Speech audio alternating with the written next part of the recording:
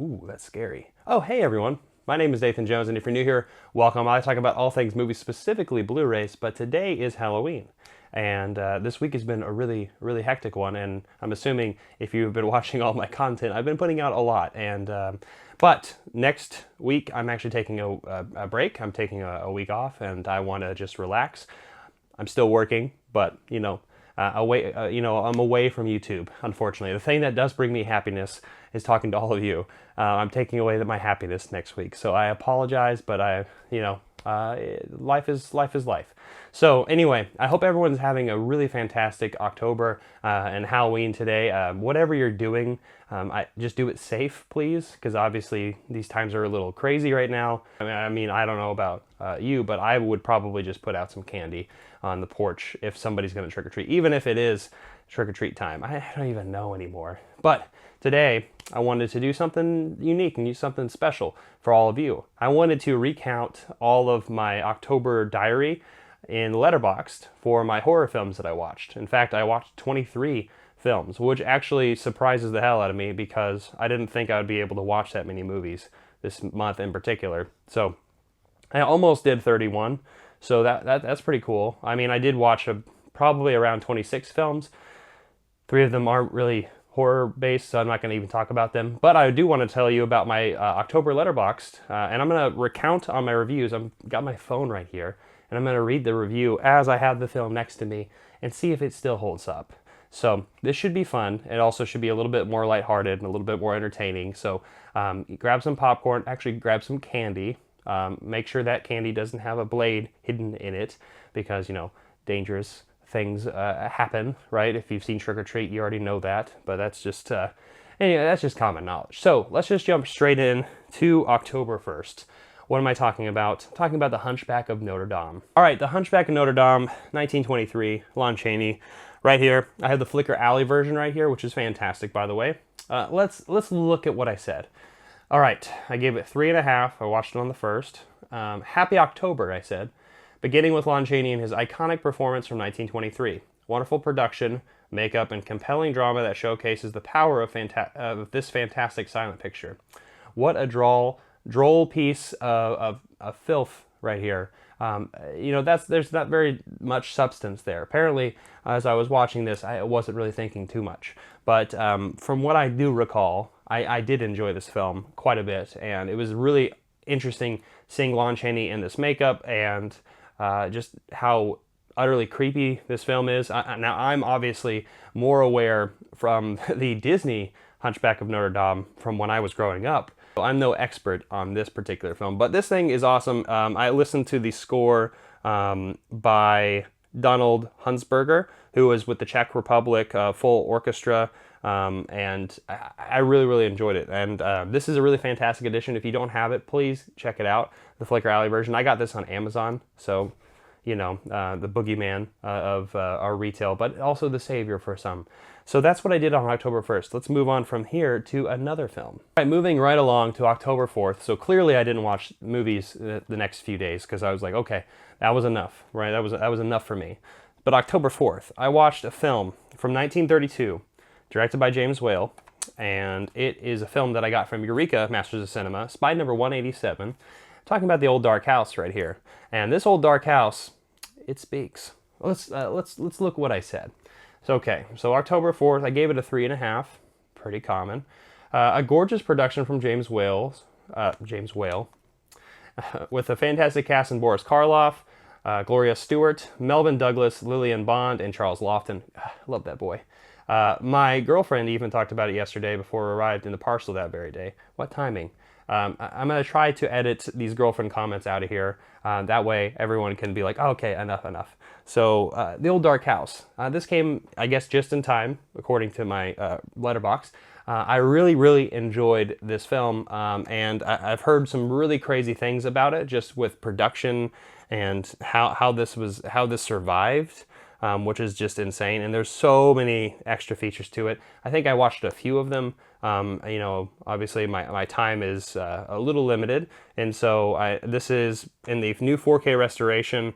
And there's a 1080p presentation from Cohen Media, actually, who did it. But yeah, I love this this set real quick. I do want to talk about how awesome this is. That's the original poster. It's really cool. But yeah, Boris Karloff, I mean, legendary. He looks stupefying, and I think that's probably the best word I would use for it. But I love that cover too. It's really great. If you haven't seen that Old Dark House, definitely check it out. It definitely has a really great production to it and a really great cast, with a family that's really would set the stage for something in the future like Texas Chainsaw Massacre. Obviously, this is a lot tamer. This is in the 1930s, but I hope you can see that connection what I'm talking about there. But anyway, check out The Old Dark House, October 4th. Let's move on from here to another film. All right, so the next film I picked is from 1933, and it's a movie I just apparently jumped only a year ahead from like The Old Dark House, and I'm talking about Supernatural with Carol Lombard and Randolph Scott. And so let's look at my review here. All right, so let's look at this. So I said happy belated birthday to Carol Lombard. Apparently I probably said this the day after her birthday, so I apologize for watching this the day after, but I was probably working. This film feels incredibly unique for the time period, and the script seems to have a lot of things going for it, and even the plot meanders around. So it's not obviously the best thing. Overall, I'm happy to have seen it though, even if it wasn't on Carol's birthday. So apparently I didn't. And it will hold a special place in the memories I have attached to it when I hear its name. So yeah, actually I even said something in the review about finding my one, and this is the first film the company kind of talked about. So I'm excited about this film. Yeah, but Supernatural, I gave it a 3.5, which is a very common thing that I do. And I probably should change that to a 3. Maybe, I don't know. So let's move on from here to another film that I watched on October 7th, and I have it right here. My fourth film is Homicidal, and Homicidal is directed by William Castle. I'll be giving a more in-depth review of this when I'm on Stephanie's channel, Movie Chatter, and so I won't tell you too much, but from my Letterboxd, I'll say 3.5 psycho homage with a certificate of a refund. Joan Marshall is phenomenal, and the blood is before its time. So that's all I said. Yeah, it's a good movie, and I'm going to explain more when I do that part 2 of the William Castle unboxing set. So check out that first one if you haven't. It's really fun. So I watched something on October 8th, and I actually watched another William Castle film, Mr. Sardonicus. I didn't actually write a review in the Letterboxd, and so which is insane. I usually don't forget that, but yeah, I watched this movie. I'll tell you more about it when I'm watching it, when I'm talking about it with Steph over at Movie Chatter. So yeah, I can't wait to talk about it. So let's move on to October 10th. Okay, so I watched a film that is probably one of the greatest films of all time when it comes to horror films, especially.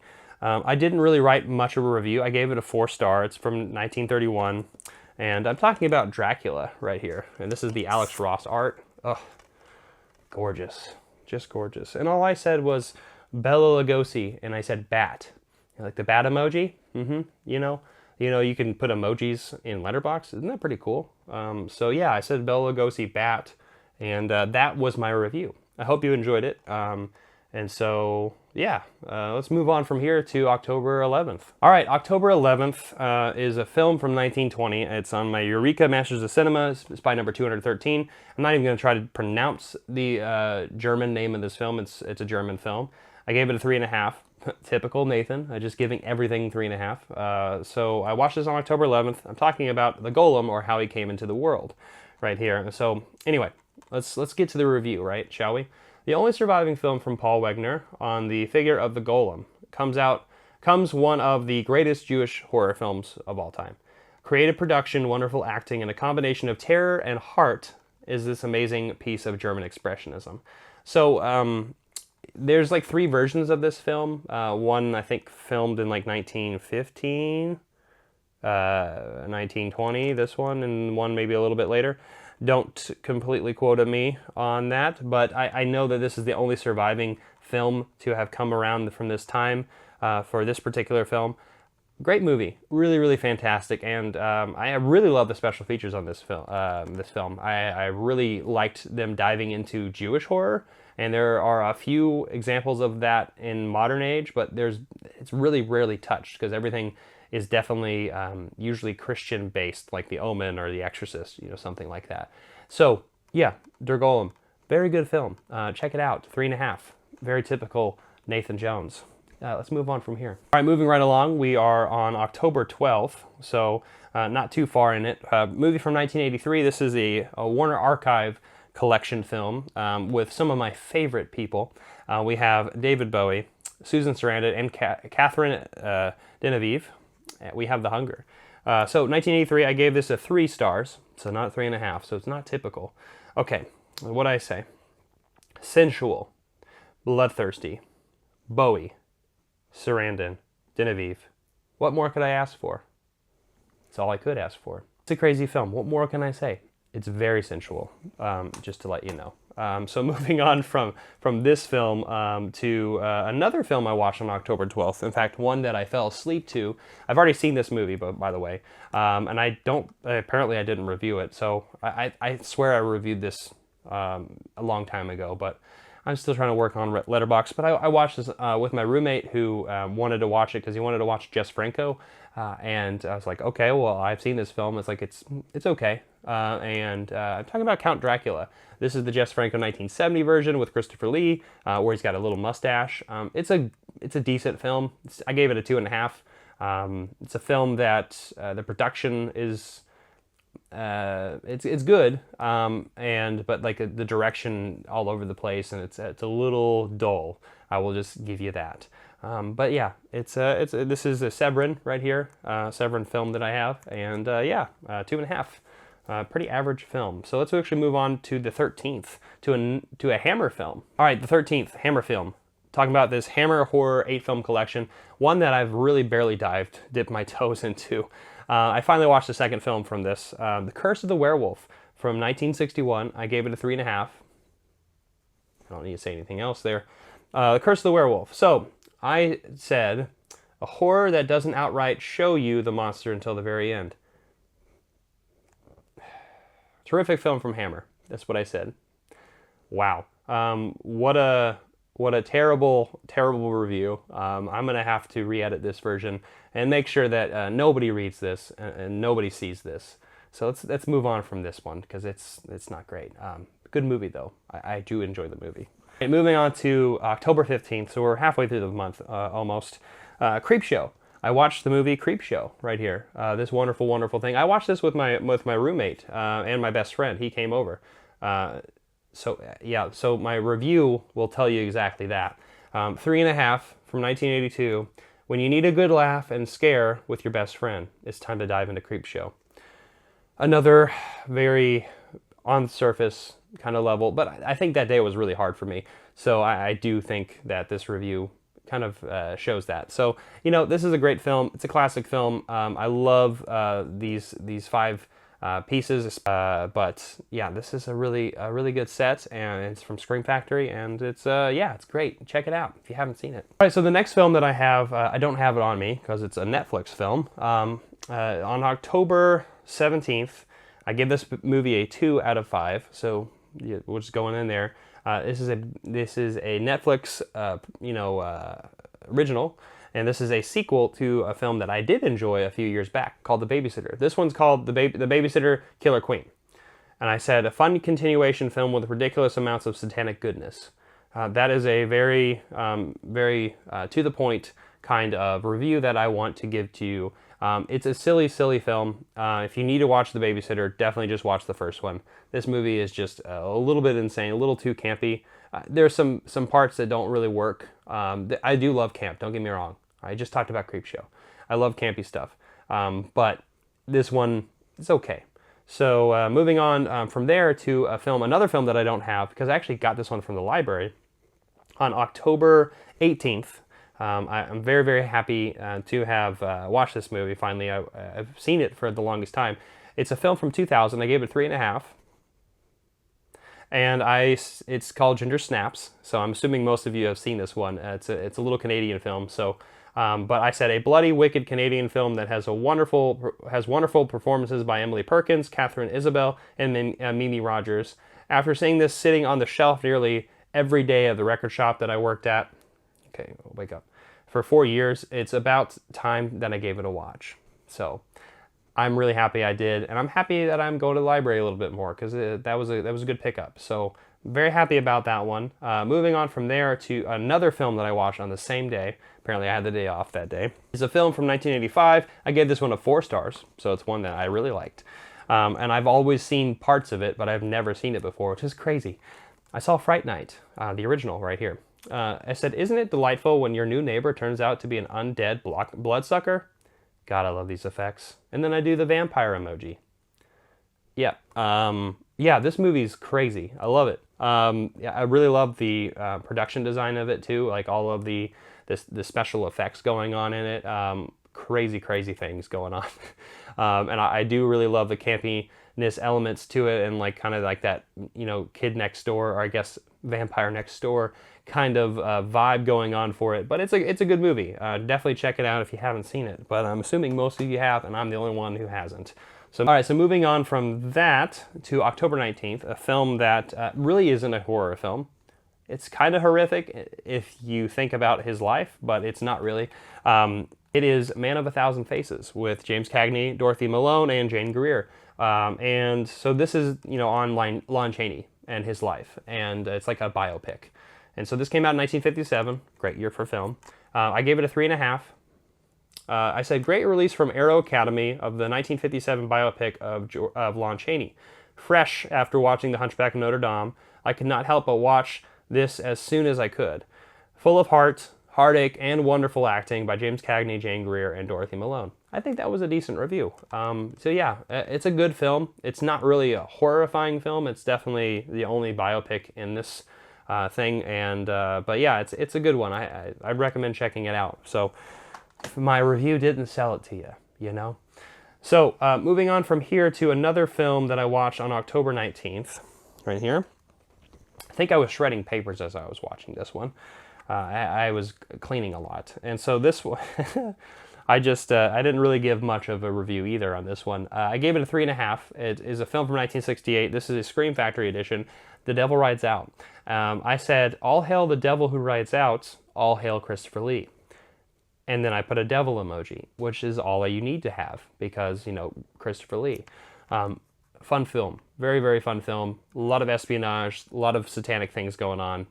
It's pretty fun, and it's worth checking out, and I love that poster very much. All right, so moving on from here, from the 21st, I don't have it on me. It's actually across the room. I should have pulled it, but I didn't, because I'm a silly guy. I watched this on Netflix, though, because I was working, and luckily I was able to watch it during work. So I watched a film that I've seen a few times, and it's not the best film in the world, but I love it because it just reminds me of when I was younger. And this is from 2003. I gave it a 3 stars. It's Underworld. And I said, Kate Beckinsale, lichens, vampires, and that early 2000s gothic scene. Sign me up. Seriously, sign me up. And also Kate Beckinsale. I mean, come on. She's just gorgeous. And so is everybody in this film. Anyway. Moving on to the 22nd, another film that I do not have on me, but I actually watched on the Criterion channel, and I was very happy to have seen this, and I really enjoyed it. So what am I talking about? I'm talking about the 1970, The Vampire Lovers. I gave it a 3.5. It's a Hammer film. All right, here's my review. Carmilla, Marsala, Ingrid Pitt. Wonderful film with a finger on the pulse of your neck, filled with aforementioned Pitt, who plays a seductive beauty who enchants all around her, taking life for man and woman. This Hammer production is filled with blood, nudity, decapitation, and a cat that bites. And P.S. Thank you for the rec Phoebes. Yeah, so I really enjoyed this film. It's definitely one of the more seductive types. So yeah, I enjoyed it. And so 3.5, yeah, seems about right. All right, the next few nights, October 24th, another film that I don't have that I actually watched on the Criterion channel. I watched Black Christmas for the first time, and boy oh boy did I have the wrong impression of this film. So 1974, Black Christmas, I gave it a 4 stars. I said I was peer pressured into watching this, and damn was it disturbingly good. Eerily creepy and suggestive, I didn't know what I was in for, and was such a treat. Wonderful performances by Olivia Hussey and John Saxon in particular. and other people involved as well, of course. More films should have an ending like this one does. I agree with that statement because I wrote it. And that's all I'm going to say about Black Christmas. Okay, so we're nearing the end. October 25th, I watched a Hammer film. October 25th, I watched The Gorgon from 1964. So what did I say about it? I gave it a 3.5. Okay. I've been reading Christopher Lee and Peter Cushing and horror cinema a filmography and have been blown away by the amount of time they have spent together. 22 films. The Gorgon is one of the earliest collaborations under Hammer, and it is no slouch. Wonderful story with imaginative scenery. The only thing that I'd want to see better is the Gorgon herself, or maybe not. You know, stone. Yeah, it was a good film. I really loved it, and I love this cover, and I got it out of that wonderful Hammer Volume 1 box set around the corner right here. Yeah, it's a good movie. Check it out if you haven't seen it. And this is available on sale soon, right here. I think Indicator is going to have their sale soon next week, so check it out if you haven't seen it, because definitely get that one. So, moving on from that to October 26th, to a film from 1988. All right, so moving on from 1988, on October 26th, gave it a 3.5. It's Pumpkinhead. What'd I say? It felt like a film that could have easily been filmed in my neck of the woods. Very true. I'm in the Midwest. My roommate kept asking, is this Days of Heaven or is it Pumpkinhead? That's a little inside joke, but if you watch the film, tell me, is it Days of Heaven? Is it Pumpkinhead? You don't know. Either way, Charlie Brown did not make an appearance. So this is definitely one of my more lively reviews, not one of my ones that I'm just summing up something. So I hope you enjoy Pumpkinhead. If you haven't seen it, it is a really fun time, and definitely should check it out. All right, let's moving on to October 29th, not a few days ago actually. And damn it, I have it over there, so I'm not moving. So October 29th, this is from 1992, this is Dracula. Bram Stoker's Dracula. Francis Ford Coppola, I gave it a 4.5. Okay, so what'd I say? Happy birthday to Winona Ryder. So I said, happy birthday to Winona Ryder. Rewatching this beautiful film directed by Francis Ford Coppola was such a delight today. Gary Oldman is marvelous in Count Dracula in his many forms, as is the aforementioned Winona Ryder as Mina Harker, who is stunning. Among greats is Anthony Hopkins, Cary Elwes, and Keanu Reeves is fine. And it's an amazing cast. A production of blood, sexual desire, and the damned. Sure treat as a spooky season comes to an end. I had a really fun time with this one. It's a rewatch. I've seen this film before many times. I really love it. I gave it a 4.5. It's almost a perfect film for me. So yeah, it's a really great movie. So now I'm coming down to the final straw, October 30th. Yesterday I was working, and so I really wasn't able to sit down and watch anything, but I did, luckily, I was able to watch a film that I could bring over to the house that I was working at and talk about Hellfest. And I finally watched it. And so this is October 30th. I said, I gave it a 3 stars right here. This was a nice treat. Not only was I able to watch a film at work with a wonderful client who enjoyed it himself and had candy abound, it is also the day before Halloween, and I didn't know I was able to be able to watch something this year with work.